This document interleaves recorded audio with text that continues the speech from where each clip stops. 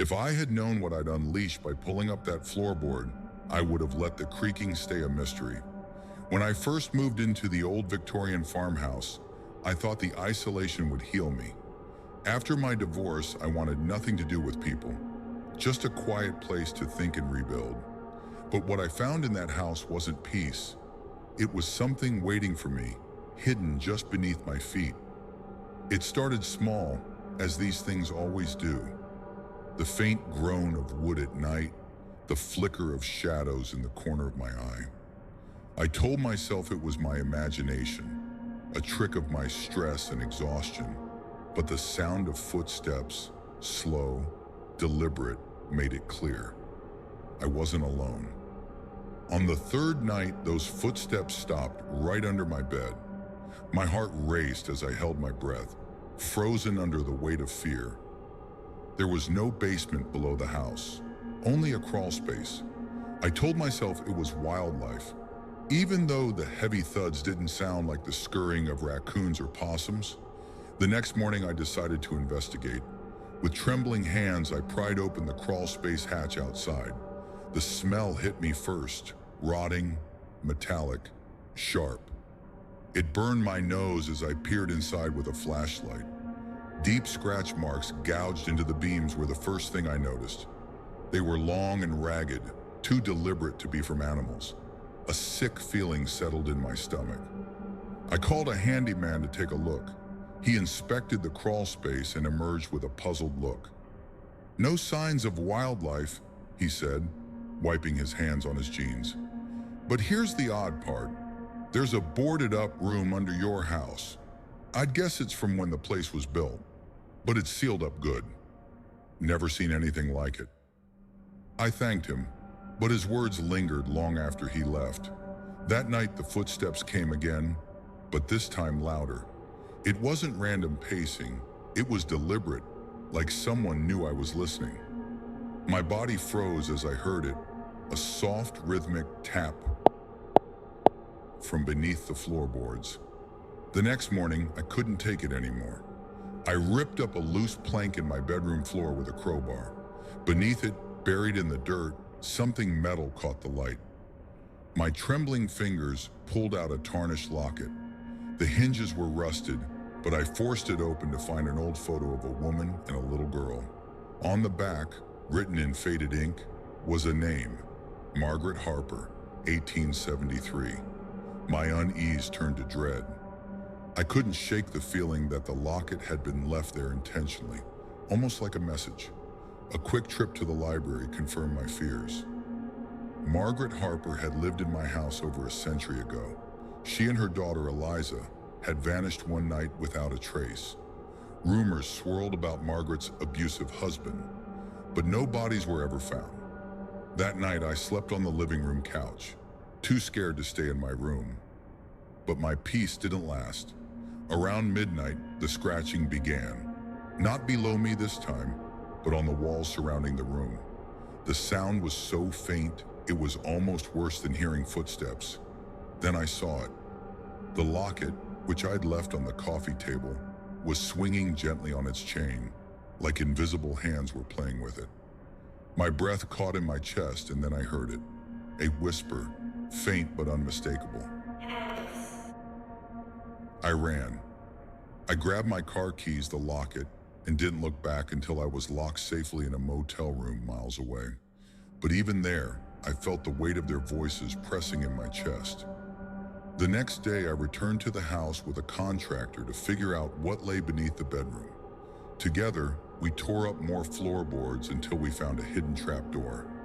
It was bolted shut and resisted our efforts, but when it finally gave way, I almost wished it hadn't. Inside was a small, cramped chamber. Two skeletons were huddled together, one clearly adult and the other smaller. Their bones were locked in an eternal embrace. The room was filled with dirt and debris, but beside the bodies was a wooden mallet, its head splintered and darkened with age. The locket in my pocket grew warm again, almost uncomfortably so. I felt a wave of emotion crash over me, not fear, but sorrow and desperation. It was as though they were crying out through the years, asking for rest. "I'm sorry," I whispered through tears. "I'll make this right." The air seemed to change, heavy and electric.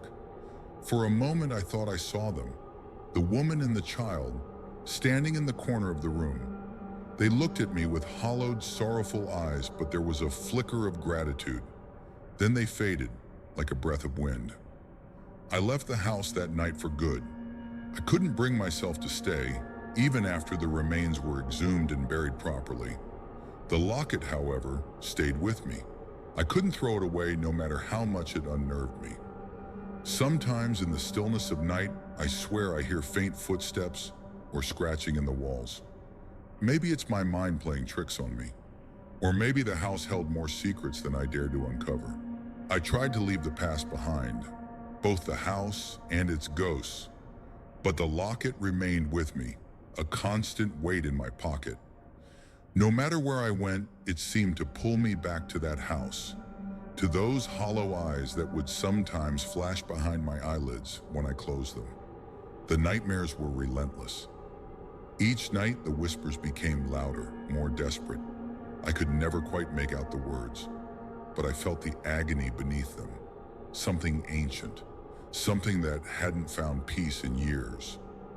Every dream left me with a hollow feeling in my chest, a gnawing sorrow that carried with it a strange sense of obligation.